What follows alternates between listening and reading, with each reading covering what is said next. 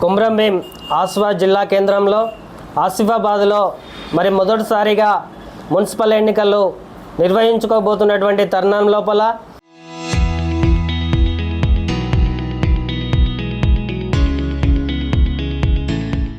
CPI CPM పార్టీకి సంబంధించినటువంటి అభ్యర్థులు మరి పోటీలో నిలవడం జరుగుతుంది.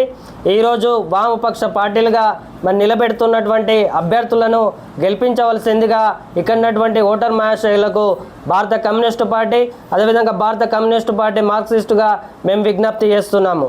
ముఖ్యంగా ఆసిఫాబాద్ మున్సిపాలిటీ పరిధిలో 10వ వార్డు నుంచి సిపిఎం అభ్యర్థిగా 17, 18, 5వ వార్డు నుంచి సిపిఐ అభ్యర్థులను నిలబెట్టడం జరిగింది.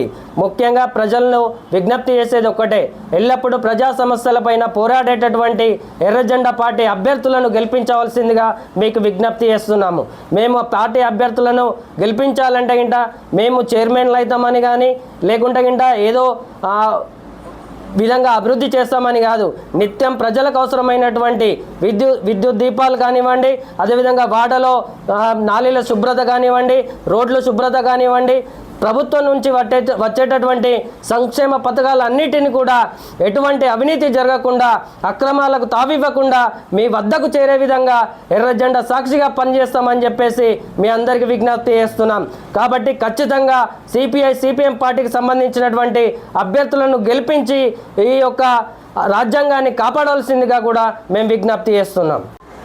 కుమ్రంభీం జిల్లాలో ఆసిఫాబాద్ జిల్లా కేంద్రం నూతన మున్సిపాలిటీ అయిన సందర్భంగా నేడు జరిగేటటువంటి మున్సిపల్ ఎన్నికల్లో సిపిఎం సిపిఐ రెండు వామపక్ష పార్టీలుగా సిపిఐ 3 సిపిఎం 1 మొత్తం 4 వార్డులుగా కౌన్సిలర్గా పోటీ చేస్తూ ఉన్నాం.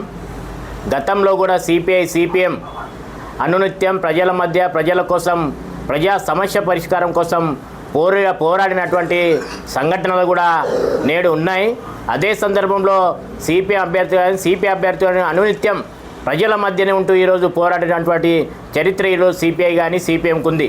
భవిష్యత్తులో కూడా వార్డుల అభివృద్ధి జరగాలంటే కేవలం ఎర్రజెండాతోటే సాధ్యం. కాబట్టి ఇక్కడ ఉన్నటువంటి వార్డు ఏదైతే ఓటర్లకు ప్రధానంగా అభ్యర్థించేది ఒకటే, రేపు ప్రజల సమస్య ఏదైనా ఉందంటే అది ఎర్రజెండా తప్పకుండా ప్రజలకు అండగా ఉంటుంది. కాబట్టి ఆ దిశగా ప్రజలు ఆలోచించి ఏదైతే సిపిఎం సిపిఐ అభ్యర్థులున్నారో ఆ అభ్యర్థులను గెలిపించి మీ యొక్క వార్డుల అభివృద్ధి కొరకు అదేవిధంగా మున్సిపాలిటీ అభివృద్ధి కొరకు కృషి చేయాల్సిందిగా ఓటర్లను విజ్ఞప్తి చేస్తూ ఉన్నాం. కాబట్టి సిపిఐ సిపిఐ అభ్యర్థులని గెలిపించి మీ వార్డు అభివృద్ధి చేసుకోవాలని కోరుతా ఉన్నాం.